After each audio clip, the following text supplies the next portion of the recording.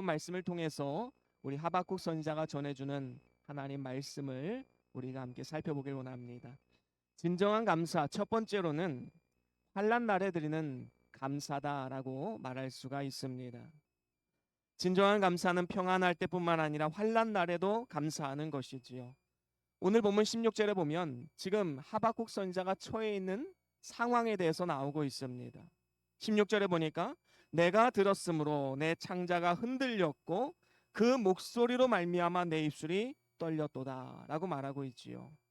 지금 하박국 선지자는 하나님으로부터 앞으로 이스라엘의 바벨론 침공을 통해서 큰 환란이 임할 것이다라는 이 말씀을 깨닫고 지금 두려움과 떨림으로 하나님 앞에 서 있는 것입니다. 그러면서 그 다음에 보니까 대적이 치러 올라오는 환란 날의 소식을 인하여서 썩이는 것이 뼈에 들어오고 온 몸이 심히 떨릴 지경이 되었다라고 고백하고 있습니다. 한마디로 말하면 온 몸과 마음이 다 상해져 버린 것입니다. 사실 누구에게든지 극심한 환란과 고통이 찾아오면 두려움을 느끼지 않을 사람이 과연 누가 있겠습니까? 그래서 믿음이 있다고 해서 두려움이 전혀 없는 것은 아닙니다. 두려움은 우리에게 자연스러운 하나의 감정입니다. 그러면 우리 그리스도인들은 이 두려움을 대하는 자세가 어때야 되겠습니까? 그 두려운 환경에 매몰되어서는 안 된다라는 것이지요. 여러분 기도할 때에도요. 그 두려운 환경만 놓고 그것만 집중하게 되면 전능하신 하나님을 볼 수가 없습니다. 여러분 하나님의 택한 백성들에게 극심한 환란을 주시는 이유가 무엇이겠습니까? 그것은 살아계신 하나님을 의지하고 그분만 바라보게 하기 위함입니다. 그래서 우리의 삶 가운데 내 뜻대로 일이 풀리지 않는 그러한 상황이 있다면 현실을 바라보던 눈을 들어서 하나님의 뜻을 구하며 하늘의 것을 바라보아야 되는 것입니다. 그러면 우리는 최악의 상황 속에서도 감사할 수 있는 능력이 우리에게 생기게 되는 것이지요. 여러분 한번 이 최악의 상황을 한번 상상해 보십시오. 어느 날 건강검진을 했는데 몸에 조그만 혹이 발견되었습니다. 이게 무엇인지 한번 검사를 해보자고 의사 선생님이 말씀하십니다. 그래서 반신반의하지요. 이게 혹시 뭐 암이겠어? 생각하고 검사를 했는데 이게 웬걸요? 그 최악의 상황이 된 겁니다. 그래서 이것은 암이었습니다 라는 판정을 듣게 됩니다. 그러면 그 중에서도 또 최악의 상황은 뭡니까? 말기암입니다 이 말이지요. 그러면 말기암 환자에게 또한 최악의 상황은 무엇입니까? 죽음입니다. 그런데 성경은 이 죽음에 대해서 뭐라고 말씀합니까? 시편 116편에 보면 경건한 자의 죽음은 여호와께서 보시기에 귀중한 것이다 라고 그렇게 말씀을 합니다.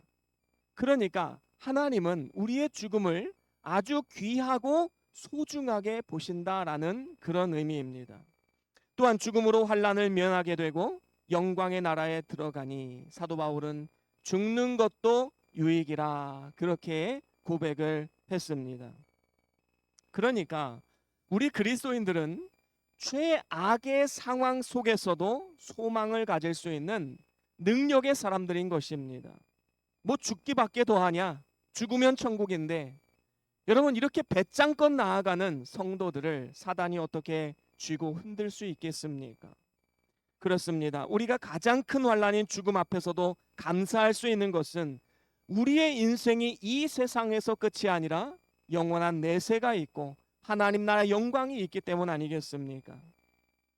그래서 오늘도 저와 여러분들이 이 사실을 항상 기억하시고 어떠한 최악의 상황에 처해 있다 할지라도 낙심하지 마시고 오히려 감사할 수 있는 믿음의 사람들 다 될 수 있기를 주의 이름으로 간절히 축원합니다.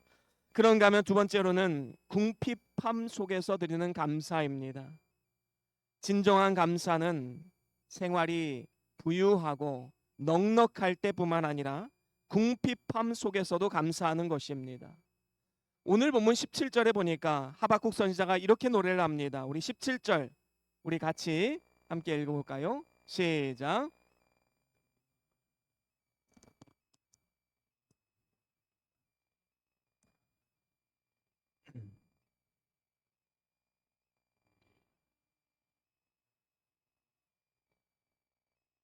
그렇습니다. 지금 여러분 이 상황을 딱 한마디로 표현하면 무엇입니까? 다 망했다. 이런 말입니다. 없다, 못하다, 아주 망해버린 그러한 상황을 지금 표현하는 것이지요. 그런데 우리가 분명히 알아야 될 게 무엇입니까?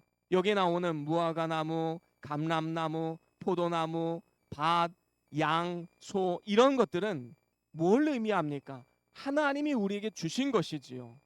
주신 분이 도로 가져가신다는데 우리가 거기에 대해서 왈가왈부할 수가 있습니까? 그렇게 할 수가 없는 것이지요. 그래서 오늘 본문 17절 말씀의 핵심 단어는 없다, 못하다 이런 단어가 아니라 맨 앞에 나와 있는 이 비록이라는 단어입니다. 이게 핵심 단어이지요. 비록 못할지라도, 비록 없을지라도 이러한 믿음의 고백을 통해서 궁핍함 속에서 여전히 감사의 제목을 찾고 주님 앞으로 나아가는 하박국 선지자의 태도를 우리는 볼 수 있습니다. 우리는 영안을 열어서 하나님이 나에게 주신 은혜가 무엇인가 그것을 먼저 봐야 됩니다. 주지 않은 것이 무엇인가 그것만 바라보면 우리는 원망받게 되지 않습니다. 그런데 주신 것이 무엇인가 그러면 달라지지요. 우리 자녀들도 내가 원하는 것, 새로운 것을 부모님이 해주지 않는다고 해서 부모님을 원망하거나 비난해서는 절대로 안 되는 것입니다. 엄마 아빠는 이미 주신 것이 너무나도 많이 있습니다. 우리에게 많은 것을 주셨지요. 매일 밥도 해주시고 옷도 사주시고 학교도 보내주십니다. 이렇게 많은 것을 주셨는데 주지 않은 것에만 집중하면서 원망한다면 엄마 아빠 입장에서는 해주고 싶은 것도 해주지 않는 경우가 있어요. 정말로 우리 하나님 앞에서도 마찬가지입니다. 우리가 하나님의 자녀로서 하나님이 나에게 주신 것이 무엇인가 거기에 감사하면요 하나님은 내가 너를 위해서 한번 뭘 해줄까 그 고민을 하지 않겠습니까? 이게 바로 하나님의 축복입니다. 사도 바울은 세상에서 성공했을 때보다 헐벗고 또 정처 없이 떠돌 때 그때 오히려 하나님 앞에 더 큰 감사를 올려드렸습니다.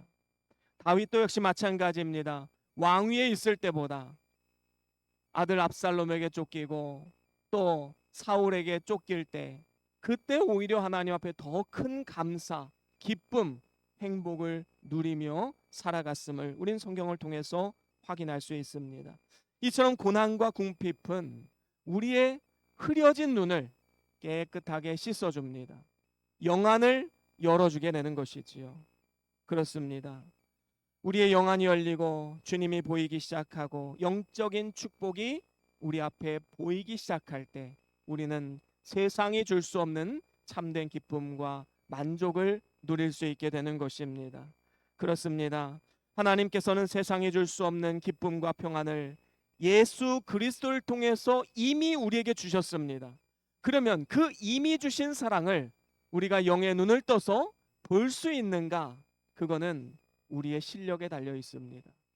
우리가 보고자 하면 얼마든지 볼 수 있고 눈을 감고 보지 않기를 원한다면 하나도 볼 수가 없는 것이 하나님의 은혜인 것이지요.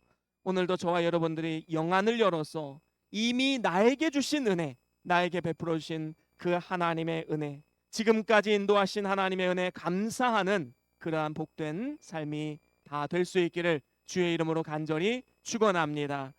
마지막으로 세 번째로는 여호와 하나님으로 드리는 감사입니다. 여러분 여호와 하나님만이 불변하시고 영원하시기 때문에 하나님으로 감사하는 자가 항상 진정한 감사를 할 수 있는 것입니다. 오늘 본문 18절에 보면 이렇게 고백하고 있지요. 우리 같이 18절 함께 읽어봅니다. 시작.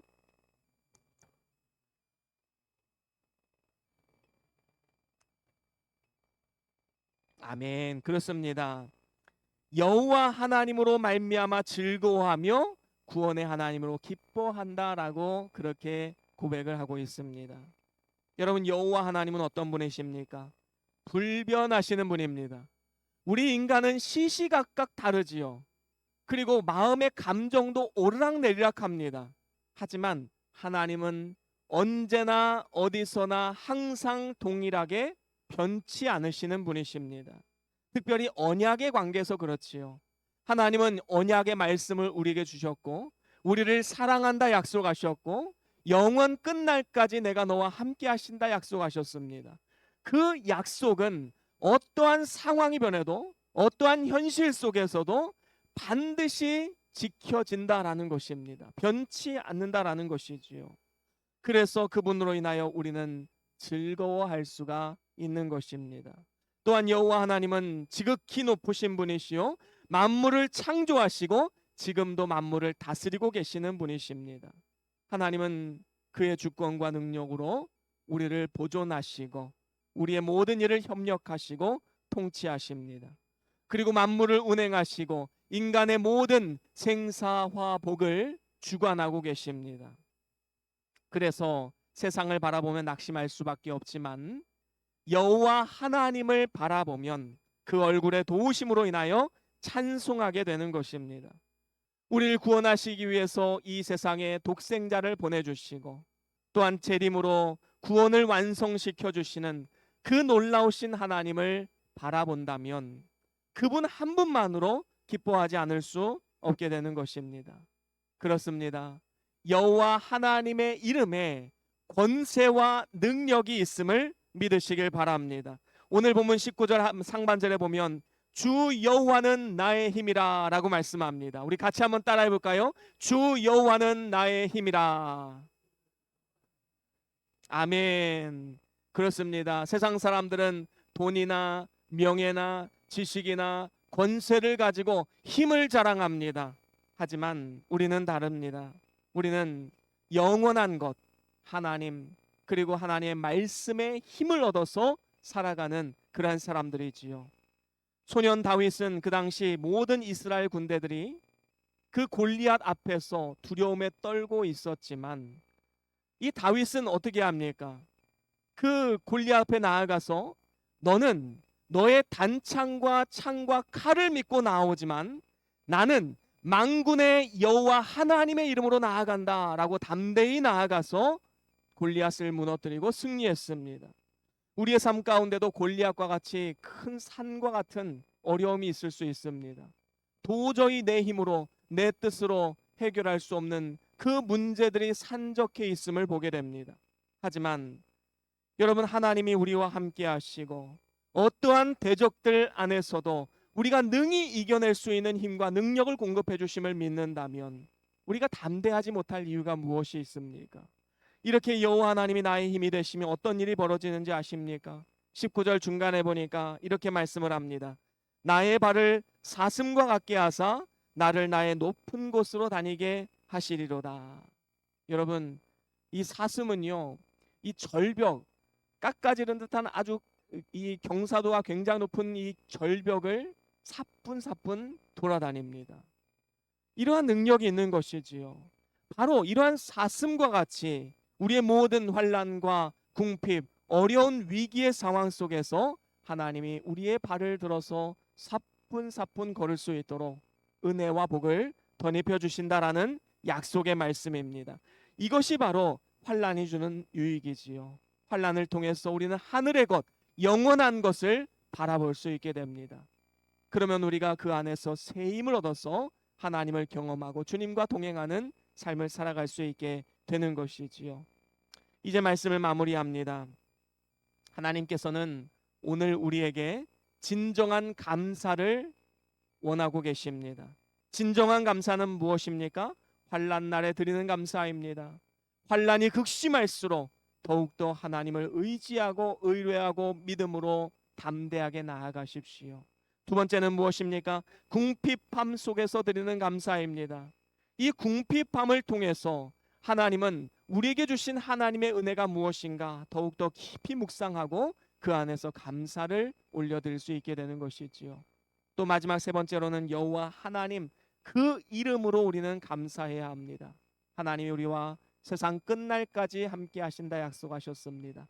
그 약속의 말씀을 신뢰하고 오늘도 우리는 믿음으로 담대하게 나아가야 될 줄로 믿습니다. 저와 여러분들이 날마다 진정한 감사를 하나님 앞에 올려드림으로써 이번 춘수감사주일 뿐만 아니라 앞으로 이 모든 인생 가운데 하나님의 더욱 크신 은혜가 차고 넘치고 축복의 가정과 축복의 교회로서 이 세상 가운데 빛과 소금으로 아름답게 쓰임받는 우리 모두의 삶이 다 될 수 있기를 주의 이름으로 간절히 축원합니다.